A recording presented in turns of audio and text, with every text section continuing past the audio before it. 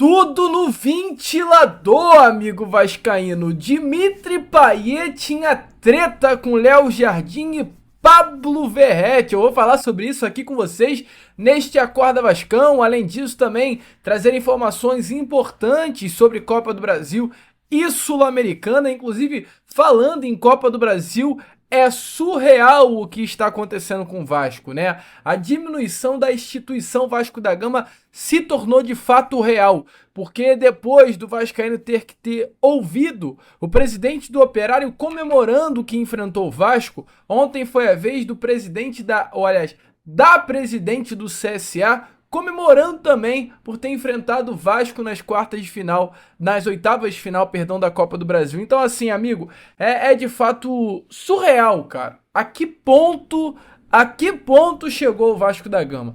Eu vou falar sobre tudo isso com vocês, além dessas muitas outras informações, muitas outras novidades. Você terá aí pela frente um Acorda Vascão que chegará para você bastante agitado, bastante movimentado, cheio de muitas informações nesta manhã de terça-feira. Mas, antes de começar aqui o vídeo, antes de deixar todos vocês muito bem informados sobre o nosso Cruz Maltino, como sempre faço aqui no canal, quero dar as boas-vindas a todos que estão chegando aqui pela primeira vez. Para quem ainda não me conhece, vascaíno, muito prazer. Eu sou o Lucas, você está no canal do Gigante Vasco, e esse daqui, para você que não sabe, é o canal do torcedor vascaíno. Tô aqui todos os dias, 3 vezes por dia, com a Acorda Vascão, chegando sempre às 7 horas da manhã em ponto. O Fala Gigante, que é o segundo vídeo, chegando sempre pela parte da tarde. E o Boa Noite Gigante, que é o terceiro e último vídeo aqui do canal, chegando pela parte da noite. Você é do outro lado, que se amarra no nosso conteúdo, gosta do nosso canal, gosta da forma, né? Como aqui o canal do Gigante Vasco sempre te informa, eu peço de verdade mesmo para que você venha se inscrever no nosso canal, curtir esse vídeo, que é de suma importância para a divulgação do nosso trabalho, é o seu like que divulga o Acorda Vascão, e além disso também enviar para aquele seu amigo vascaíno o nosso trabalho. Então, conto muito com você, curta, compartilhe, se inscreva, venha fazer parte aí da família canal do Gigante Vasco. Show? Vambora então, vascaíno, sem muita enrolação, né? Falar logo de Vasco da Gama. Eu quero começar aqui primeiramente com vocês, este Acorda Vascão, falando sobre mais um probleminha no nosso Cruz Maltino, né? Dessa vez um probleminha acerca de Juan Sforza. Recentemente o Vasco, infelizmente, ele entrou no transfer ban da FIFA, ou seja, a FIFA, né, emitiu um comunicado impedindo o Vasco de realizar qualquer contratação nas próximas 3 janelas por uma dívida que o Vasco tem com o Nantes relacionada à compra do Adson. O Vasco, diante da recuperação judicial, conseguiu sair desse transfer ban e a situação está, de fato, neste momento, né, esclarecida para a FIFA e sem nenhum problema para o Vasco com relação à próxima janela de transferências. Mas, nestas últimas horas, novamente a FIFA apareceu contra o Vasco. Dessa vez, em uma razão que a federação, né, deu ao New Old Boys da Argentina. O Vasco deve ao clube argentino algo em torno de 13 milhões de reais por uma dívida de contratação do volante Juan Sforza. O clube brasileiro alega que o montante devido está sujeito à recuperação judicial e a forma de quitação será estabelecida a partir da aprovação do plano de pagamento no processo em curso. A decisão se dá por essa dívida que hoje o Vasco tem com o clube devido à contratação do argentino feita em 6 de fevereiro de 2024. Então, nesse momento, o Vasco, né, através de uma imposição da FIFA, tem que pagar o New Old Boys por essa dívida e o Vasco segue alegando a recuperação judicial. O Vasco não tem temor algum internamente, né, de ser impedido de registrar jogadores aí nessa próxima janela de transferências, mas é muito chato que semanalmente está batendo na porta do Vasco da Gama esse transfer ban, né? Por conta de erros, e eu não vou culpar a atual diretoria do Pedrinho, vou culpar a antiga gestão da 777 Partners, por conta de erros feitos lá atrás. Quem hoje está pagando o pato são as pessoas que estão dentro do Vasco e a própria instituição. É de fato vergonhoso o que foi feito no nosso Cruz Maltino, digno sim de uma investigação policial. Vergonha, né? Vergonha mesmo, mas cabe agora à gestão do atual presidente Pedrinho resolver aí essa situação. Continuando com o vídeo, falando em um gringo, quero falar de Puma Rodrigues, porque ontem, né, foi confirmado, o Puma ele foi convocado para as eliminatórias da seleção uruguaia. O Uruguai vai jogar contra o Paraguai depois de amanhã, agora nessa próxima quinta-feira, e contra a Venezuela no próximo dia 10. O Uruguai hoje é o terceiro colocado das eliminatórias e convocou o Puma, né? Um dos grandes objetivos de Puma Rodrigues nesse momento na sua carreira é inclusive a convocação para a seleção do Uruguai durante o período de Copa do Mundo. Então, essas convocações que o Puma vem tendo são muito importantes para ele permanecer na lista de convocados do técnico Marcelo Bielsa e aparecer aí na lista final da Copa de 2026. É o grande objetivo da carreira dele e por esse objetivo, como eu já trouxe a vocês algumas vezes por aqui, ele está disposto sim a ser negociado pelo Vasco nessa próxima janela e é um dos nomes que inclusive pode de fato sair do nosso Cruz Maltino. Falando em Sul-Americana, em competições aqui, né, da América do Sul, quero falar com vocês com relação primeiro, né, a Conmebol. Tá definido, o Vasco terá o Independente Del Valle nos playoffs. Os playoffs irão acontecer nas semanas dos dias 16 e 23 de julho. E caso o Vasco passe dos playoffs, terá o Mushuc Runa do Equador pelas oitavas de final, com os confrontos acontecendo nas semanas do dia 13 e 20 de agosto. E por que eu quero falar sobre Sul-Americana? Porque, primeiro, o Vasco deu sorte, ao meu ver. O pior adversário que o Vasco poderá enfrentar até a semifinal é nos playoffs, né? Que no caso é o Independente Del Valle. Passando do Independente Del Valle, o Vasco tem aí um chaveamento bem interessante. O próprio Mushuc Runa não é nenhum bicho-papão. Estamos falando do 15º colocado do campeonato fraco, que é o equatoriano. Até para uso, né, de comparação para você aí, amigo torcedor vascaíno, olhando hoje para o campeonato equatoriano, o Mushuc Runa, que está na 15ª colocação, é um dos piores clubes. Caso o Vasco passe do Independente, vai enfrentar esse clube nas oitavas, e o próprio Independente Del Valle é o primeiro colocado.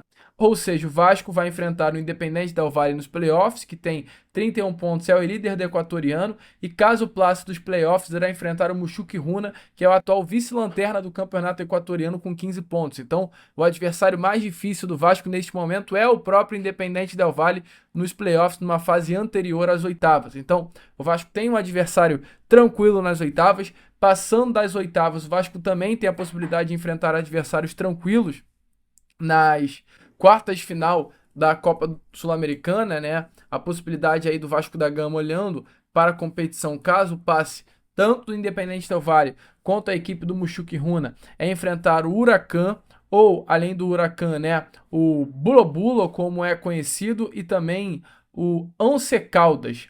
Aliás, é Santo Antônio Bula Bula, ou Once Caldas, ou Huracan, são os três possíveis adversários do Vasco. Então, o Vasco tem um caminho bem tranquilo, mas se depara com uma grande dificuldade, que é a altitude. Desde os playoffs até chegando talvez aí às semifinais, o Vasco tem adversários com altitude. Já nos playoffs, o Vasco enfrentará o Independente Del Valle com uma altitude de 2.850 metros, chegando às oitavas contra o Mushuc Runa. O clube equatoriano tem uma altitude de 2.754 metros. Caso chegue às quartas de final, enfrentando o Santo Antônio Bula Bula, uma altitude de 2.500 metros de altura, ainda tem a possibilidade de nas semifinais enfrentar ou o Cienciano ou o Bolívar. O Cienciano tem 3.350 metros de altitude, já o Bolívar 3.637 metros de altitude. A altitude do Bolívar é algo completamente surreal, né, meu amigo? Quase 4.000 metros de altitude, um jogo tenso que o Vasco da Gama terá caso enfrente o Bolívar, que no caso será o adversário do Vasco, do um Atlético Mineiro, passando aí para as quartas de final. Então, assim, o Vasco tem adversários tranquilos, de fato, no caminho até a final da Sul-Americana, mas tem esse problema da altitude. Entretanto, antes de tudo, é importante pensar em passar agora primeiro do Independente Del Valle e seguindo aí um caminho tranquilo em busca desse tão sonhado título da Sul-Americana. Mas também, além da Sul-Americana, ontem tivemos o sorteio da Copa do Brasil. Vasco definiu seu adversário, CSA, jogo de ida em Alagoas, jogo de volta em São Januário. E nas imagens que estão aparecendo aí a vocês, é o exato momento em que a CBF, ali durante o sorteio, sorteia o nome do Vasco da Gama como o confronto definido para enfrentar o CSA. E vemos a presidente Miriam Motti do CSA simplesmente comemorando o adversário do clube alagoano nessa oitava da Copa do Brasil. Então, a Miriam Motti simplesmente comemorando o fato de enfrentar o Vasco da Gama nessas oitavas de Copa do Brasil. O apequenamento é gigantesco da instituição Vasco da Gama, porque assim como a gente viu recentemente o presidente do CSA comemorando por ter enfrentado o Vasco na terceira fase, que bom que caiu, chegou a vez da presidente do CSA também comemorando o fato de enfrentar o Vasco. É um apequenamento da instituição, meu amigo, que chega a ser revoltante. E o que eu peço é, não tenham pena desses times pequenos. Porque o Lucas tem muito respeito por todas as instituições, todas as instituições do futebol brasileiro de modo geral, sempre trato com muito carinho, respeito e admiração. Mas a partir do momento que coisas como essa acontecem, eu tenho que falar. É para passar o carro nesse time pequeno do CSA. Não passou o carro, mas eliminou pelo menos o Operário. E aí é só o básico. O Vasco tem um adversário tranquilo nas oitavas de final da Copa do Brasil, e é a equipe do CSA. O Vasco, passando do forte Independente Del Valle, terá um adversário tranquilo nas oitavas, que é o Mochuque Rune. O Vasco tem total possibilidade de chegar nas quartas de final das duas competições. Total possibilidade. O Vasco tem total possibilidade de lutar por dois títulos importantes no cenário do futebol sul-americano, que é a Copa do Brasil e a Sul-Americana. Mas para chegar, para disputar, para ter chance de vencer, precisa contratar. O Vasco não tem, eu acho que o Vasco tem um elenco limitado. Não é um elenco ruim, é um elenco limitado. Então, alô, presidente Pedrinho. Alô, diretoria. Vamos contratar. Porque contratando, o Vasco pode sim sonhar com coisas maiores. E ontem, inclusive, o próprio Carlos Modeu, o CEO do Vasco, e hoje também exercendo o cargo de diretor executivo, falou um pouquinho sobre essa situação de contratações no Vasco. E eu trago, é claro, as palavras dele a vocês. Se liga só. Agora, é importante dizer, a gente precisa ser transparente com o torcedor do Vasco, que o clube vive esse momento um processo de recuperação judicial. A gente já falou todas as circunstâncias que nos trouxeram até aqui, todos os eventos que aconteceram ali atrás, que fizeram com que a gente esteja nessa situação econômica bastante sensível, né? É importante dizer, todos os nossos compromissos correntes estão sendo pagos rigorosamente em dia, então nós estamos fortalecendo o clube, mas o clube hoje não tem uma capacidade de investimento de forma que a gente possa iludir o nosso torcedor de que nós faremos investimentos de grande montante nessa janela. Nós faremos reforços, sim, dentro da nossa capacidade, da responsabilidade que a gente tem dentro do orçamento, de cumprir o orçamento e honrar os compromissos que a gente assume, né, para reforçar o nosso elenco. Mas é fundamental a gente ter essa transparência. Por óbvio, o nosso torcedor não gosta de ouvir isso, o torcedor sempre gosta de ouvir que ele pode esperar grandes contratações, mas a gente precisa ter a responsabilidade de agir com honestidade com o nosso torcedor para não criar uma falsa ilusão que depois não vai se realizar e nós vamos ser cobrados e o torcedor vai ficar frustrado também. Amigo torcedor vascaíno, então, como vocês viram aí, essas foram as palavras de Carlos Amodeu. E além dessas palavras sobre reforços, Carlos Amodeu falou também com relação a Dimitri Payet, né? Eu até trouxe a vocês no Boa Noite Gandhi de ontem as palavras aí do diretor executivo Carlos Amodeu, onde ele fala, né, sobre a situação envolvendo o camisa 10 francês e a rescisão contratual que estará acontecendo do meio. E ontem também tivemos uma entrevista da Larissa Ferreira, ex-amante do francês, né? E é claro, né? A Larissa sabe de muita coisa que aconteceu com o Dimitri Payet no Vasco da Gama, amigo vascaíno. E uma das coisas que a Larissa falou foi de uma treta que Payet teve com Léo Jardim, Pablo Verratti e Rafael Paiva no Vasco. E amigo, é claro, eu trago um pouquinho aí de tudo o que aconteceu, dessa polêmica forte envolvendo Payet e esses grandes nomes do elenco cruzmaltino.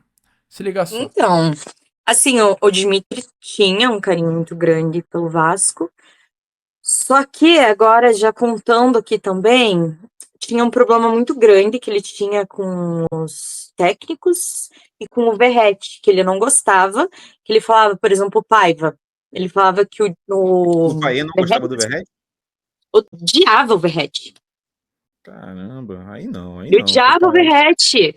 E, inclusive, ó, se o Verratti assistir, o Verratti vai lembrar que tem um amigo do Dimitri chamado Foxy, que estava aqui em outubro. E aí, em outubro, eles estavam lá num encontro, acho que na casa do Alex Teixeira. Acho que era do Alex Teixeira. Eles iam muito na casa do Alex Teixeira. E aí, esse amigo do Foxy falou em francês pro Verratti que não gostava do Verratti. E o Verratti não entendeu porque foi em francês. E aí, o Dimitri fez uma tradução falsa, né, para não contar que era aquilo, mas ele não gostava. E hoje em dia eu enxergo de uma forma diferente. Eu acho que tinha um pouco de ciúmes do fato de que ele queria ser o destaque e o Verratti que acabou se tornando, né, o queridinho da galera. Mas ele detestava. E eu lembro que uma coisa que nossa, eu lembro bem é que quando ainda era o Paiva, ele me falou assim que ele não gostava, né, do técnico e que ele queria muito um técnico que fosse de culhão, igual o Fernando Diniz. E agora o Fernando Diniz tá no Vasco, né? E então, ele não gostava e ele me tratava. Culhão em Paê, né? Oi? Culhão em Paê, tudo a ver. Ai, ai. Mas outra pessoa que ele não gostava nada era o Léo Jardim. Léo Jardim tá Porra, ele não gostava do Verratti, do Léo Jardim, os principais jogadores do elenco? Sim, ele não gostava. Porra. Não gostava. Inclusive, ele me contou uma vez, e com certeza é verdade, eu digo, né, gente? Eles vão ouvir isso, eles vão saber que é verdade. Ele me contava que o Léo Jardim sempre ia no hotel, se hospedavam e ficavam no mesmo quarto o Léo e o Maicon zagueiro, né? E ele debochava, ele falava assim, eles devem gostar de alguma coisa, né? Mas assim, é porque ele não gostava deles mesmo. Então, assim, ele falava com raiva, né? Porque com certeza é mentira, né? Com certeza não é nada disso. Mas era assim, também porque ele se sentia à vontade pra xingar os outros comigo. Amigo torcedor vascaíno, então, como vocês viram aí, né, as palavras de Larissa Ferrari, não Ferreira, né, mas deixa a sua opinião nos comentários sobre o que você, amigo torcedor vascaíno, achou aí das palavras de Larissa Ferrari e também achou dessa treta de Payet, Verratti, Léo Jardim. Você tinha percebido alguma coisa desse tipo? Será que foi isso que influenciou, inclusive, né, a não permanência do francês no Vasco? Deixa a sua opinião aí nos comentários. Eu, Lucas, vou ficando por aqui. Esse foi o nosso Acorda Vascão, apenas o primeiro vídeo dessa terça-feira. E já já eu tô de volta com Fala Gigante, chegando na parte da tarde com muitas informações e novidades para todos vocês. Vamos que vamos! Curta, compartilhe, se inscreva, ajude o nosso crescimento. E como é claro, eu sempre falo por aqui, saudações vascaínas!